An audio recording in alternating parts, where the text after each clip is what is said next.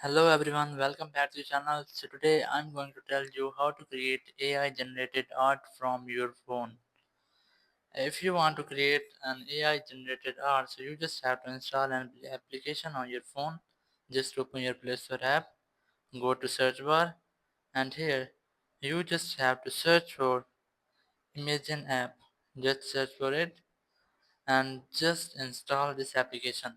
As you can see, I have already installed it. After installation, you just have to open it. Just tap on open, and here you just have to write a prompt. Just right here, as I am writing a girl with shiny hairs. Just write it, and here you just have to tap on create video. Just tap on it. After skipping the ad, you will be able to receive your result. Here you can see that our prompt has been in our photo. So thank you very much for watching the video. Until next video, bye bye.